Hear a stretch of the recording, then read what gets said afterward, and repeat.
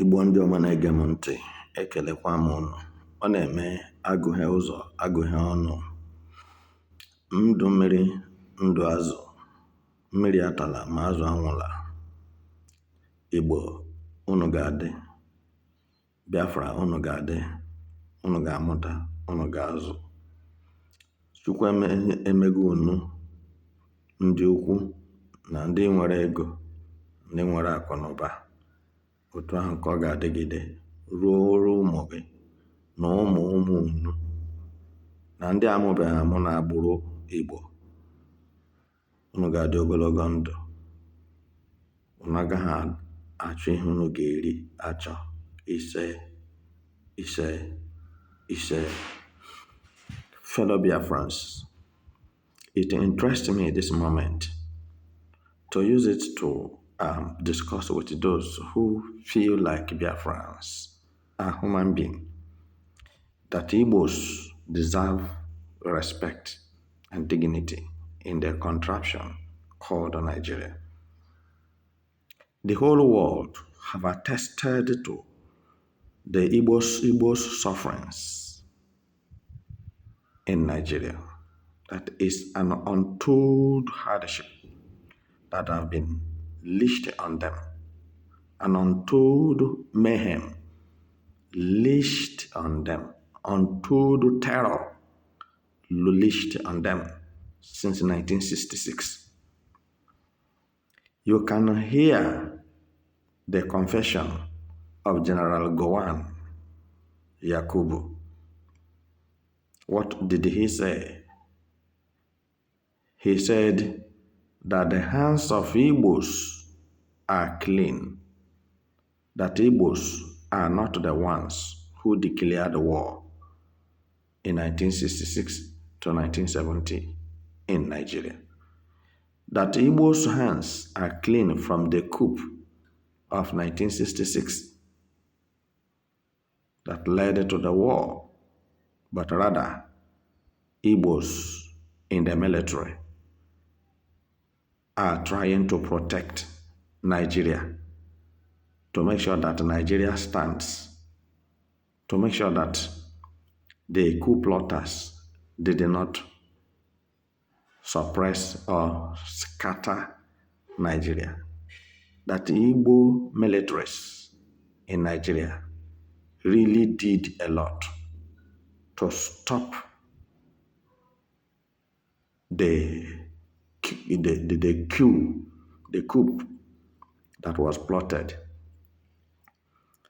And here, General Yakubu Goan is telling you, as people accuses him that it was United Kingdom that called him and sent him to go and kill Igbos. Yakubu Goan was trying to deny that the United Kingdom hand is not there. That it was he, Yakubu Goan, was the one who caused the problem. He was the one who declared war on Igbos. Yakubu Goan says he was the one who declared war on Igbos. Not Igbos that declared war against Nigeria, not Biafrans that declared war against Nigerians. Because he was in the position as a military head of state, which he supposed to gather the nation together and make sure that there is peace in every part of the country. But rather, you see, he was a destroyer, a violent man, a man without conscience, a man that lacked wisdom. No wonder, Bible says when the wicked is on the throne, the people suffered. But when the righteous is on the throne, the people rejoice. You can see that it's out of hatred and disunity. Call it tribalism. Call it envy out of greediness that the Igbos are progressing in Nigeria that got him angry to declare war on Igbos. Now, you can see that the terrorism we are talking of actually started since 1966 from the north, the same north. Because if you are counting terrorists now, Yakubu Goan is not exempted. Though Fulani people have taken his village, taken his community, taken his state, and Yakubu Goan cannot go back to his state again.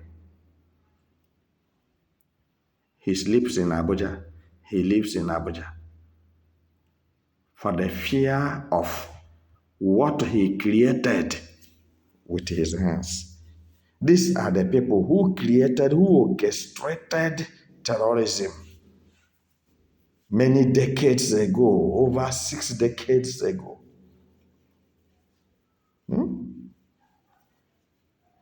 So, they stay one corner, pushing terrorists, funding terrorists, because they are one. They are from one side.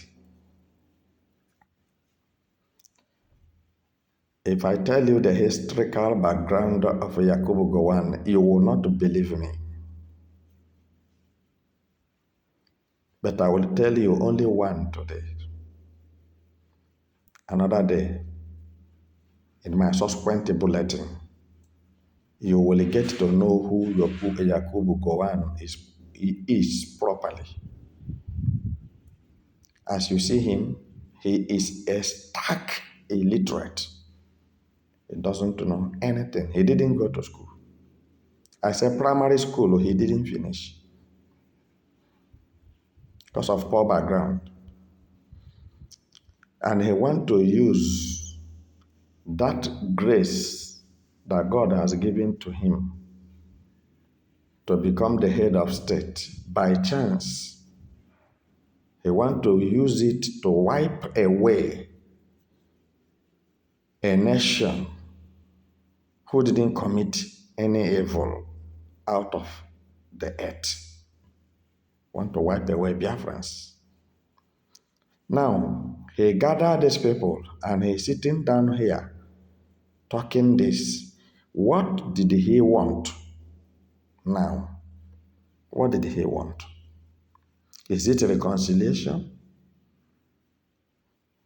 As Babangida is confessing his own, Yakubu Goan is confessing his own. Buhari is sitting down there. All of them are from one part of the country called Nigeria, or Zoological Republic of Animal Kingdom. See, the wickedness of Nigerians on Igbos is unfathomable. The segregated gap is negligible. It's so wide that there's nothing that can bring agreement between Biafrans and Nigerians together until this world comes to an end. Because if we go down memory lane and think of our siblings, our relations, our parents, our great-grandparents who died by the hands of General Yakubu Goan, I don't think Yakubu Goan is supposed to come to Biafra land for anything. Though he is claiming to be pastor now and believing that God has forgiven him. God will only forgive Yakubu Goan when he go and bring back those people he killed, those children he starved to death with Awolowo. They think that we don't know what we are doing. I always say one thing. This 21st century generations of Biafra is different from the one that have existed. Forget some people who are hungry and looking for money to eat. This particular generation of Biafra is something you cannot figure out. Definitely, we are completely out of Nigeria as I'm talking with you now. We are Biafran. Let us see how General Yakubu Goan is going to declare another war again on Biafrans, United States of Biafra. Let's see. And let's see how the Nigeria people, Nigerian soldiers, let's see how they are going to fight Biafran security officers, security forces. Let's see how they are going to fight them. Because if I'm telling you that men are on the ground, I'm not joking. We are doing it, it is visible today. Yakubu Gowan was the one who masterminded the killings of Igbos 1966 to 1970. And today he is confessing. And you are sitting down there listening to him. And they want to give you 10 trillion naira and apologize to you. And you, Ohanes and Igbo, who have existed for 5,000 years and you don't have a legacy, you stretch forth your hand to collect the money.